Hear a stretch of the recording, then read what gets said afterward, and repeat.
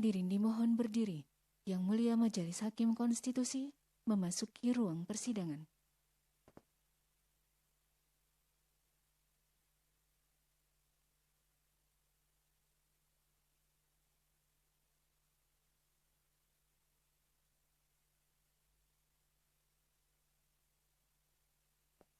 Hadirin disilahkan duduk kembali.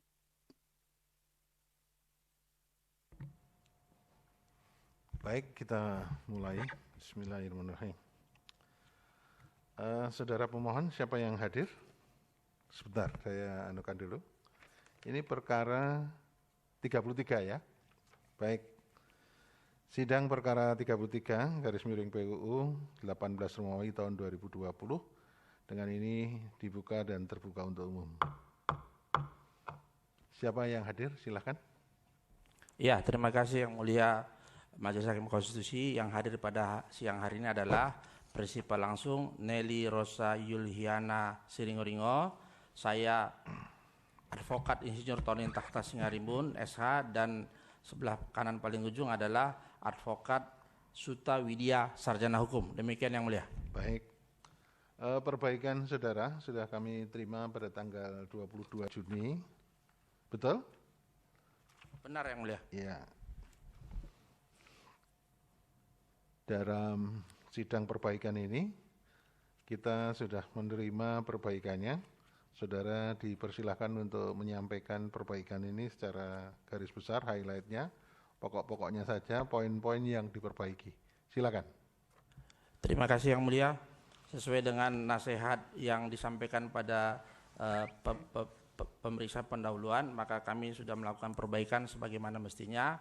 Pada pokoknya, pada waktu kami mengajukan permohonan pendahuluan, masih kaburnya antara pemohon Nelly Rosa Yulhiana, suaminya Yudi, dan yang lainnya. Jadi kalau pada permohonan ini murni sebagai aktivis Nelly Rosa Yulhiana yang khawatir suatu hari kelak akan dapat dikenakan pidana pasal 14 ayat 1 dan 2 maupun pasal 15 ayat 1 Undang-Undang Nomor 1 Tahun 46 sebagaimana saat ini sudah dikenakan juga kepada Saididu, Yudi, Rana Sarumpet, dan yang lainnya. Kedua, bahwa dalam perbaikan ini juga kami tetap pada permohonan pendahuluan dasar norma tidak berubah, begitu juga batu uji Undang-Undang Dasar 1945 yaitu pasal 1 ayat 2, pasal 28D ayat 1, pasal 27 ayat 1, pasal 28I ayat 2, dan pasal 28G ayat 1. Mengenai kewenangan Mahkamah Konstitusi setelah kami perbaiki berdasarkan hal tersebut di atas adalah permohonan pengujian Undang-Undang PU terhadap Undang-Undang 45, maka Mahkamah Konstitusi berwenang untuk memeriksa, mengadili, dan memutuskannya. Terhadap kedudukan hukum permohonan atau legal standing setelah kami perbaiki, maka di sini kami menguraikan mengenai harus ada hak dan atau kewenangan konstitusional pemohon yang diberikan oleh Undang-Undang Dasar 45 sebagaimana kami bacakan bahwa terlahir sebagai WNI, sebagai turun-temurun suku Batak, agama Kristen yang belum pernah dicabut kewarganegaraan sebagai WNI yang dapat dibuktikan dengan nomor induk KTP dan seterusnya, bukti B1, bahwa terhadap hak dan atau kewenangan konstitusi pemohon secara otomatis diberikan given oleh Undang-Undang 45 dan ternyata dalam penerapannya oleh pemerintah atau rejim dalam membuat dan atau menerapkan undang-undang norma ternyata telah dan atau dapat diabaikan dan atau dikesampingkan secara sengaja atau tidak sengaja. Bahwa amandemen Undang-Undang 45 diputuskan dalam rapat paripurna Majelis Permusyawaratan Rakyat Republik Indonesia sebagai naskah perubahan tak terpisahkan dari naskah Undang-Undang Dasar Negara Republik Indonesia tahun 1945. Bahwa berdasarkan konstitusi tersebut maka pemohon memiliki hak sebagaimana tertulis. B. Hak dan atau kewenangan konstitusional tersebut dianggap telah dirugikan oleh berlakunya undang-undang yang dimohonkan pengujian.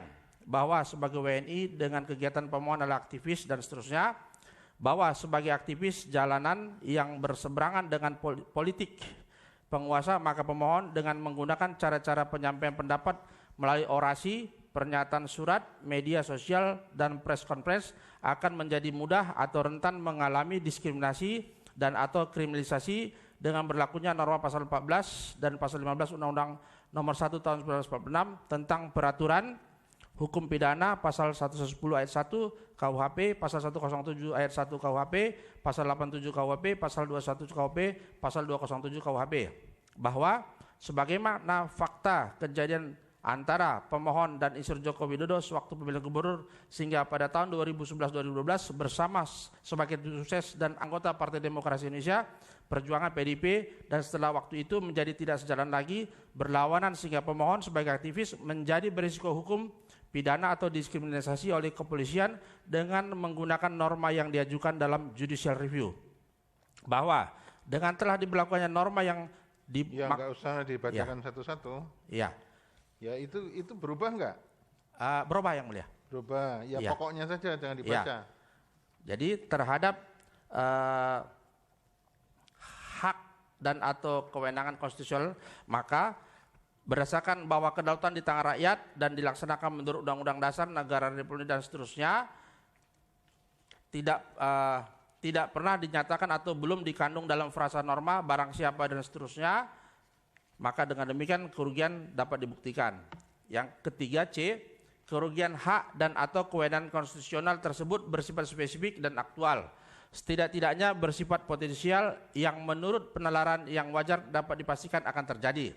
Bahwa alasan diajukan judicial review ke mahkamah guna membuktikan adanya kerugian pemohon yang dapat direpresentasikan sebagaimana berikut ini: A. Hak konstitusional, B. Sebagai WNI, C. Kegiatan dan atau pekerjaan sebagai aktivis tidak pernah dilarang oleh negara, baik secara individu, kelompok, organisasi, dan partai politik. Maka dengan demikian hak dasar yang telah dijamin oleh konstitusi tersebut perlu dikandung dalam undang-undang yang dikeluarkan oleh Presiden secara inisiatif, Perpu, dan atau usulan DPR, RI, RUU, agar tidak terjadi perselisihan horizontal dan vertikal di masyarakat, serta terjaminnya konstitusi lainnya yang berupa hak asasi dan hak terbebas dari diskriminatif yang secara dengan ini sendiri. Yang dibacakan ini kerugian konstitusional. Iya, masih kerugian yang mulia. Terus positanya di mana? Sudah halaman 8 itu.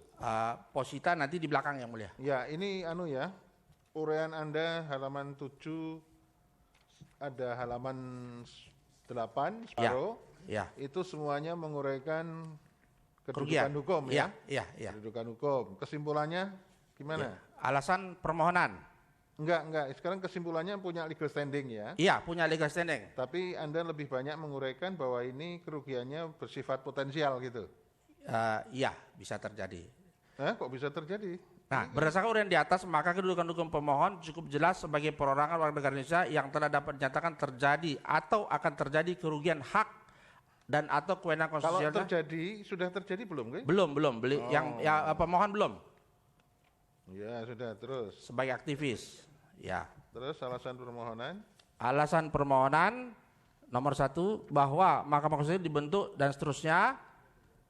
Nomor 2, bahwa norma yang tidak pernah disahkan oleh DPR tersebut ternyata telah dipergunakan kembali oleh pemerintah terhadap aktivis sekarang, yang tentu berbeda dengan keadaan tahun 1946, dan secara nyata pula norma belum pernah dinyatakan telah sesuai mengandung konstitusi Undang-Undang 45, sehingga dalam PU aku berdasarkan kepentingan dan keperluan pemohon akan membandingkan norma atau frasa dengan Undang-Undang 45 berikut ini.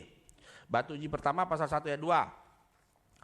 Pemohon sebagai rakyat yang telah menggunakan hak suaranya secara langsung memilih calon presiden dan calon wakil presiden, sehingga presiden dan wakil presiden adalah berdasarkan pilihannya atau bukan pilihannya. Setelah presiden dan wakil presiden terpilih dilantik, maka pemohon sebagai rakyat masih dapat menggunakan kedaulatannya sebagai aktivis guna menyatakan pikiran, sikap, dan mengeluarkan pendapat yang bertujuan sebagai oposisi, menantang, mengkritik, dan tujuan lain sepanjang menyatakan pikiran, sikap, dan mengeluarkan pendapat secara offline atau online dan di hadapan orang banyak atau orang tertentu adalah sebagai hak konstitusinya sebagaimana pasal 1 ayat 2 Undang-Undang Dasar 1945. Bahwa dengan tidak adanya ketentuan dari norma mengenai perbedaan atau persamaan antara menyatakan pikiran, sikap, dan mengeluarkan pendapat dengan menyiarkan berita atau mengeluarkan berita bohong, menyiarkan suatu benda atau mengeluarkan pemberitahuan, menyiarkan kabar yang tidak pasti atau kabar yang berkelebihan atau yang tidak lengkap, maka rakyat menjadi tidak lagi dapat menggunakan hak dan atau kewenangannya sesuai dengan konstitusional, karena setiap pemohon menyatakan pikiran, sikap dan mengeluarkan pendapat yang tidak sesuai dengan pemerintah akan dapat secara cepat dinyatakan melanggar pasal 14 ayat 1 dan atau ayat 2 dan atau pasal 15 Undang-Undang Nomor 1 Tahun 1996 tentang Peraturan Hukum Pidana, bahwa secara bebas dan menggunakan kewenangannya, penyidik, penuntut, dan hakim akan menerjemahkan makna dari menyiarkan berita atau pemberitaan bohong, menyiarkan suatu berita atau mengeluarkan pemberitahuan, menyiarkan kabar yang tidak pasti atau kabar yang berkelebihan atau yang tidak lengkap, karena norma dibuat sebenarnya untuk tujuan perekonomian sebagaimana pada saat tahun 1946 yang akan membuat onar adalah masalah harga, perekonomian, dan atau pemberontakan. Bahwa dengan telah diberikannya kepada pemohon suatu kedaulatan, maka menjadi relevan dirinya sebagai aktivis yang berbeda politik dan atau menentang kebijakan presiden, pemerintah. Dengan demikian wujud dari kedaulatan itu adalah dengan menyatakan pikiran, sikap, dan mengeluarkan pendapat dan tidak dimaknai berita atau pemberitaan bohong, kabar yang tidak pasti atau kabar yang berkelebihan atau yang tidak lengkap. Dengan demikian frasa pasal 14 ayat 1 dan atau ayat 2 dan atau pasal 15 Undang-Undang Nomor 1 Tahun 1996 tentang Peraturan Hukum Pidana inkonstitusional jika ditujukan kepada pemohon setelah menyatakan pikiran, sikap, dan mengeluarkan pendapat selaku aktivis. Bata uji kedua, pasal 1 ayat 3, negara Indonesia adalah negara hukum, bahwa tidak ada hukum yang lebih tinggi dari Undang-Undang Dasar 1945, sehingga dengan demikian terhadap norma Undang-Undang Nomor 1 Tahun 1946 tentang Peraturan Hukum Pidana harus dinyatakan inkonstitusional karena tidak pernah disahkan oleh DPR. Bahwa dengan tidak pernah disahkan oleh DPR dan tidak ada undang-undang lain yang menyatakan Undang-Undang Nomor 1 Tahun 1946 berlaku dan belum adanya persetujuan Dewan Perwakilan Rakyat sebagaimana pasal 5 ayat 1 Undang-Undang Dasar 1945 sebelum perubahan, dan tidak adanya ketentuan yang setara dengan itu yang menyatakan secara dengan sendirinya norma menjadi sah walaupun tidak ada persetujuan dari DPR. Bahwa telah menjadi hak dan atau kewenangan konstitusi dari pemohon untuk dapat diberlakukan ketentuan negara hukum dan tidak menjadi kewenangan kepada pemerintah melanggar hukum, terutama hukum yang merugikan konstitusi rakyat. Berdasarkan fakta hukum dan riwayat dari norma Undang-Undang Nomor 1 Tahun 1996 tentang Peraturan Hukum Pidana yang tidak pernah disetujui oleh DPR, tidak pernah ada ketentuan yang menyatakan berlaku kembali dan tidak ada judicial review oleh Presiden dan atau DPR, maka menjadi kewenangan mahkamah mencabutnya dari sistem perundang-undangan Republik Indonesia. Pasal 28D ayat 1. Ya, itu enggak usah dibacakan ya. Pokoknya semacam itu ya. Ya. Ini batu uji pasal 28 D ayat 1 dapat dibacakan. 11. Kemudian pasal 28E ayat 3. Ya, pertentangan. Terus kemudian pasal 28D ayat 1 ya. Itu halaman 13.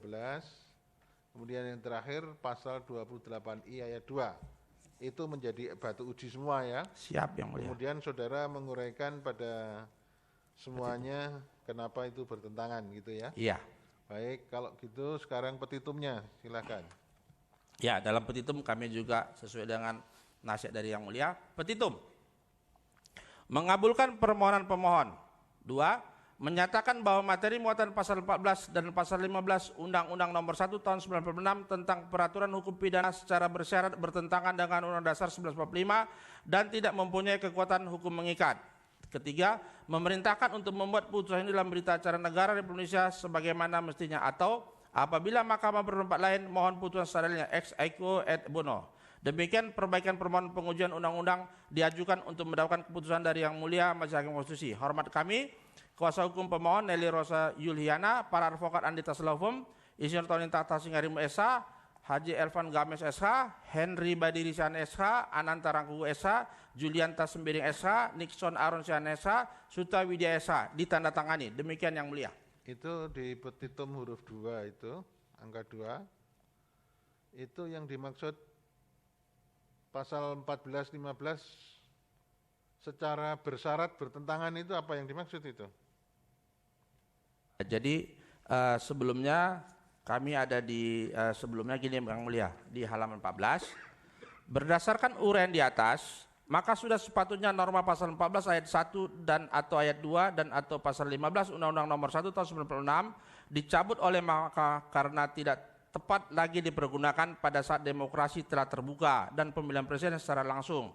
Dan jika akan terjadi kekosongan hukum pidana, jika dilakukan pencabutan norma, maka dapat dilakukan secara bersyarat norma inkonstitusional jika tidak dimaknai setelah aktivis menyatakan pikiran, sikap, dan mengeluarkan pendapat. Demikian yang mulia, maksudnya bersyarat. Yang dimaksud. Baik, ini sudah diterima oleh mahkamah, baik secara tertulis maupun secara lisan. Yang tidak dibacakan dianggap telah dibacakan ya. Siap yang mulia. Dalam persidangan kali ini. Terus saudara mengajukan bukti P1 sampai dengan P11. Siap yang mulia. Baik, disahkan ya. Terus ada lagi yang akan disampaikan? Ya, di luar ini kami harapkan untuk dilanjut ke sidang selanjutnya yang mulia. Oh, itu tergantung kita ya. Iya. Nanti kita akan panel, saya bersama dengan Yang Mulia Pak Suhartoyo dan Pak Daniel akan melaporkan dalam rapat pemeriksaan hakim yang dihadiri oleh 9 orang bagaimana kelanjutan dari perkara ini dengan melihat perbaikan permohonan yang sudah disampaikan. Ya, gitu. Ada yang sampaikan lagi? Cukup? Maaf Apa, yang Bu? mulia, saya mau menyampaikan kalau mengenai masalah kerugian yang telah saya rasakan sendiri bahwa sekarang suami saya menganggap itu adalah satu kerugian buat saya karena suami saya menghadapi undang-undang pasal ini yang gitu. Iya. Ya, Terima kasih yang sudah. mulia. Baik. Ya, terima kasih. Ada lagi yang mau sampaikan? Cukup? Cukup yang mulia. Baik, kalau begitu persidangan ini sidang perbaikan permohonan dalam perkara 33 sudah selesai dan untuk itu sidang selesai dan ditutup. Hadirin dimohon berdiri. Yang Mulia Majelis Hakim Konstitusi meninggalkan ruang persidangan.